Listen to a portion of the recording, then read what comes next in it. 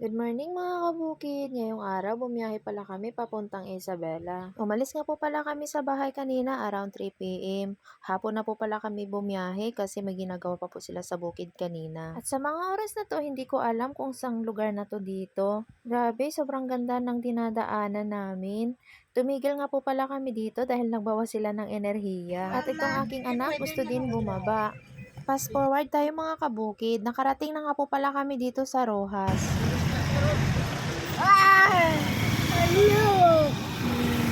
Oh no. Oh no, roar. Bye-bye, Lord. Bye-bye, roar. Ujú ba ni Huh? Oh, Back. ako. Two. Yeah. Anna. Ato. Yeah, play? Do you want to play? Play. Oh. Ano? Not play. Do you want to play? A mask. Oh, Christmas! Oh, si Santa! Mask. Grabe, Christmas! Ito. Sobrang ingay po ng aking anak dahil ang dami niyang nakikita.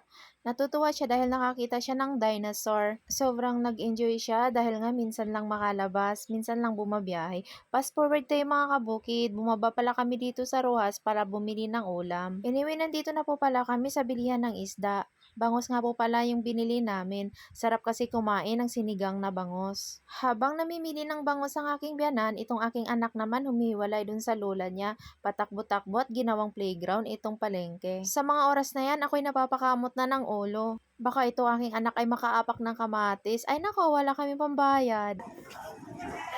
Dahil tapos na kami bumili ng ulam, lumabas na kami ng palengke at nadaanan na naman namin ulit itong dinosaur.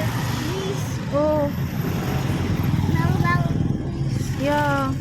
Your. Bye-bye, Ro. Bye-bye.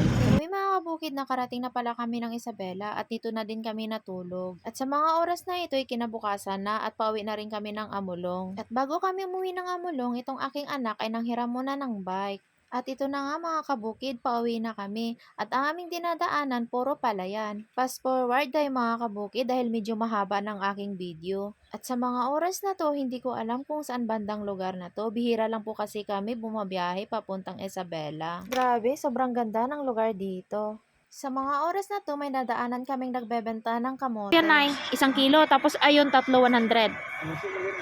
Grabe, sobrang mura lang ng kamote nila dito at kami napapabili na din. At sa mga oras na ito ay nakarating na kami ng Santa Maria. At pagkababa namin ng sasakyan, itong aking anak agad naman tumakbo dahil nai-excite siya sa fountain. At sino ba namang hindi mag-i-enjoy sa lugar na to? Nag-i-enjoy nga ako, bata pa kaya. Kapag pumupunta kami ng Isabela, lagi namin madadaanan to. Kaya sabi ko one day, makakapag-stop over din kami dyan. At ito na nga, nag-stop over na kami dito at nag-i-enjoy kami sobra. At sobrang ganda ng kanilang fountain. Pero sabi ni Mamang Guard, wag daw kami masyadong lumapit dyan dahil malalim.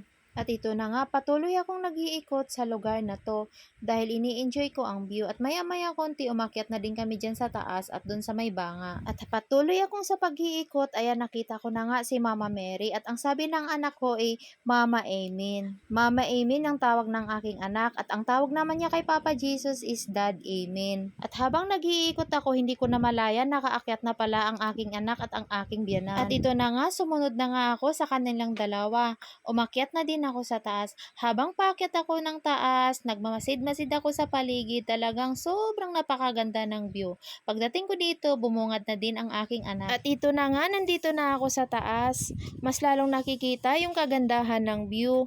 Kung taga dito ka, alam mo kung saan banda matatagpuan to. Wala po palang entrance fee kapag pumupunta ka dito. At mamaya-maya konti, paakyat din kami dyan sa may banga.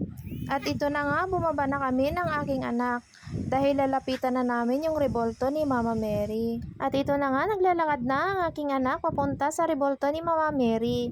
Kaso nga lang, hindi namin pwede malapitan si Mama Mary dahil nasa gitna siya ng tubig. At umalis na nga kami doon sa revolto ni Mama Mary dahil aakyat na naman kami dito sa higanting banga. At pagkadating namin sa taas, bumaba din kami kaagad dahil anong oras na, pauwi na din kasi kami ng Amulong. At ito na nga, bumiyahe na kami ulit. Ito po yung labas ng Santa Maria na pinasukan namin kanina. Anyan makikita yung revolto ni Mama Mary. At pagkalipas ng ilang oras, nakarating na din kami dito sa Solana. Bumaba nga pala muna kami dito sa Solana para makapaglaro muna ang aking anak.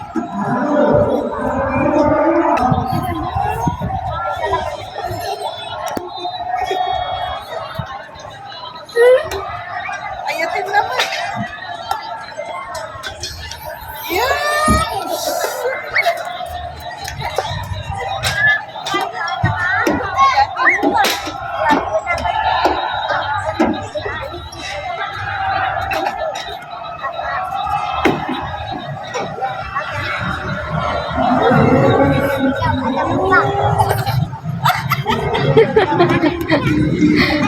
After niya maglaro doon sa pa-slide, nandito na naman sila dalawa ni tita niya April. O siya, hanggang dito na lang dahil medyo mahaba na ang aking video. Sana'y nag-enjoy kayo. Thank you for watching. Paalam!